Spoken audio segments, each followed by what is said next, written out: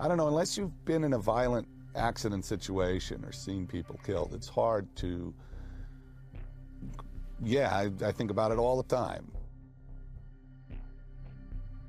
Number 10, found footage in The Blair Witch Project. I was very naive.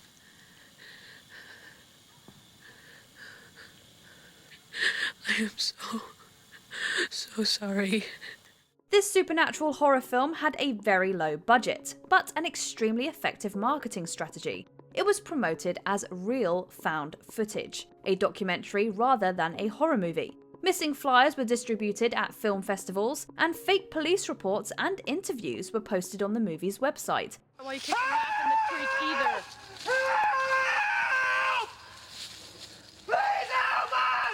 The campaign did wonders for the indie film's popularity, as it went on to gross nearly $250 million.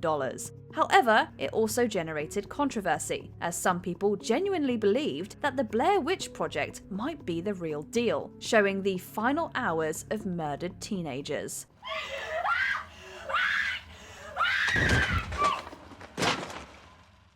Number 9. Graphic violence in Night of the Living Dead.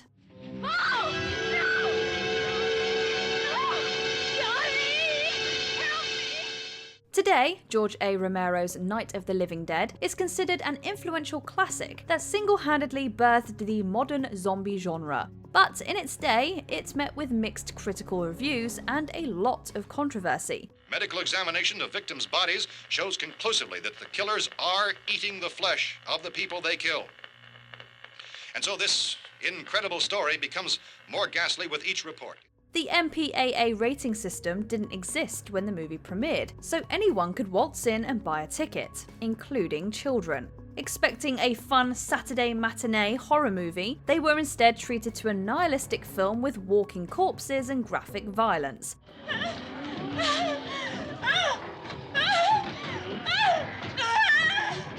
Several critics condemned the movie as depraved. Variety even attacked its fans, questioning their moral health. Good shot. Okay, he's dead. Let's go get him. That's another one for the fire. Number 8. Mistreatment during The Shining.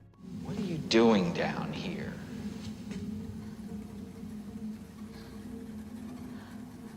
I just wanted to talk to you. Okay. Over the years, we've seen more and more stories of abuse emerge from Hollywood, some involving iconic filmmakers. Tippi Hedren had gone into detail about Alfred Hitchcock's obsession with her on and off the set of 1963's The Birds. What did he say to you? He said, "I'll ruin your career." Wow. I said, "Do what you have to do," and out the door I went. And did he ruin your career? Yes, he did. There are also claims that Shelley Duvall was mistreated by Stanley Kubrick during the filming of The Shining. Maybe he should be taken to a doctor. You think maybe he should be taken to a doctor? When do you think maybe he should be taken to a doctor? As soon as possible. As soon as possible. A demanding perfectionist, Kubrick reportedly pushed her hard, requiring an exhausting number of takes, 127 for the famous baseball bat sequence. He also allegedly isolated her from the cast and crew. They argued frequently, and Duvall's hair started to fall out from the stress. You did this to him, didn't you? You son of a bitch! After all this torment, Duvall received a Razzie nomination for Worst Actress. Fortunately, it was rescinded in 2022 as a form of recognition and apology. Number 7. Plagiarism in Nosferatu, a symphony of horror.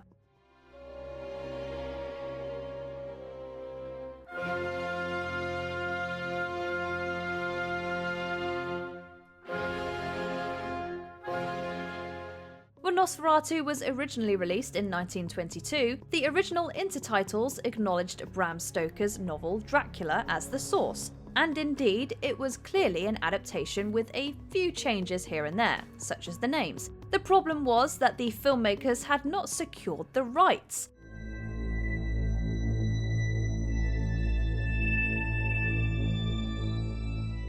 Stoker himself had passed away, but his heirs sued, and production company Prana Films had to declare bankruptcy. They were ordered to destroy all existing prints of the movie. However, several copies survived, which is why you can still enjoy the film today. You might even say that it survived death.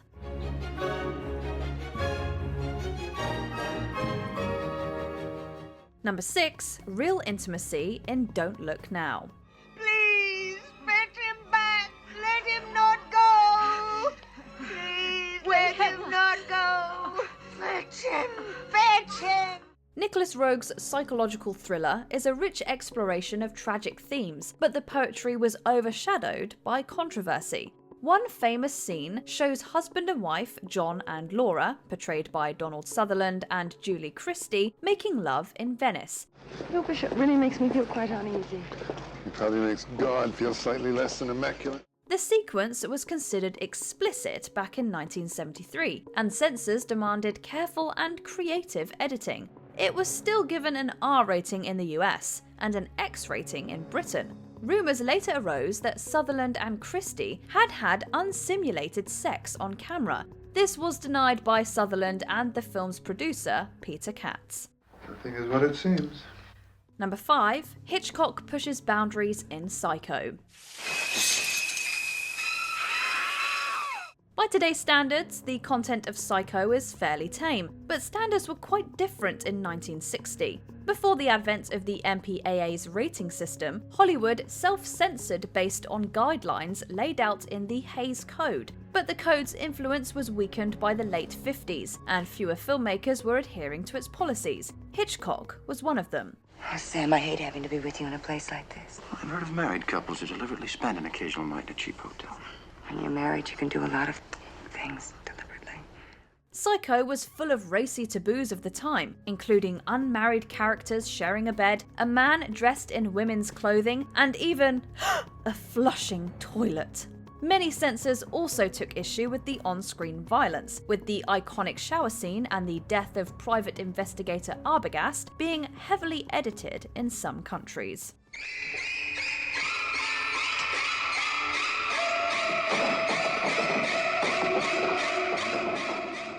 Number 4. Snuff film accusations levelled at Cannibal Holocaust. Well, there's only one thing that scares me, and that's marriage. He'd take me to the North Pole to put it off. Oh, I'd say he succeeded this time, too. And this is the last time. Yeah, provided we come back in one piece.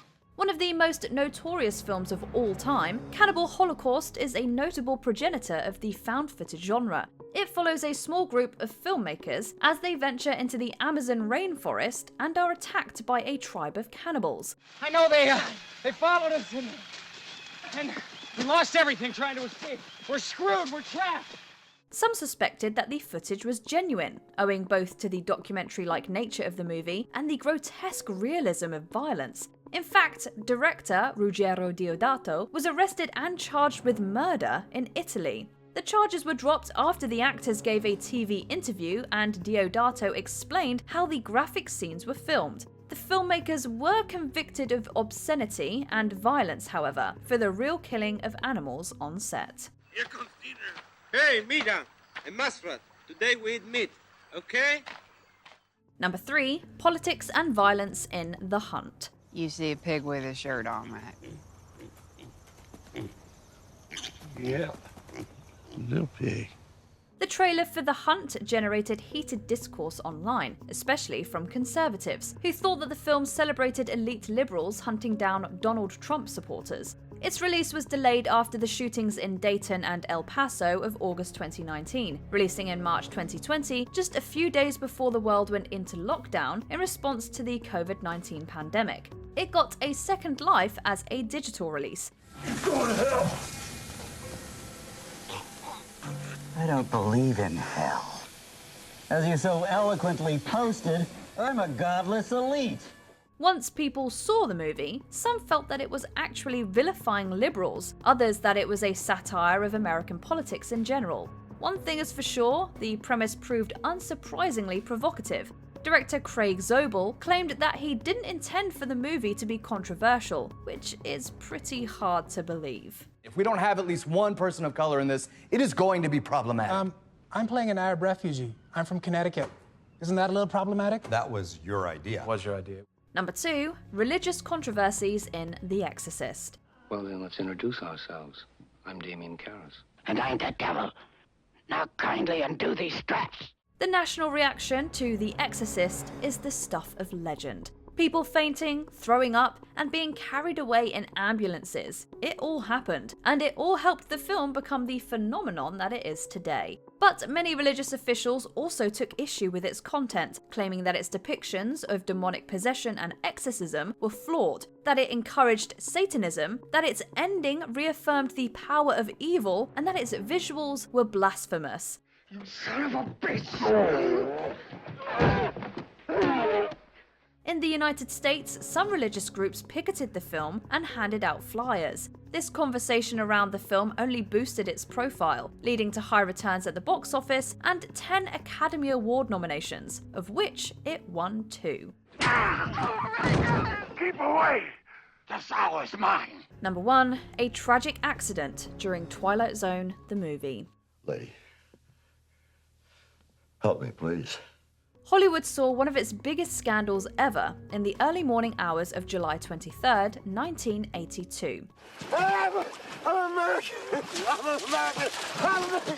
Director John Landis was filming a scene for Twilight Zone the movie, a film adaptation of the popular TV series. The scene in question involved actor Vic Morrow and child actors named Mika Dinley and Renee Shin-Yi Shen, who were being paid under the table, as state law didn't permit them to work nights. The three were required to walk underneath a helicopter while explosions went off in the background. One detonation caused the helicopter to spin out of control, and it landed on top of the actors, killing all 3. Several people, including Landis, were charged with manslaughter, but all were acquitted. I don't know, unless you've been in a violent accident situation or seen people killed, it's hard to...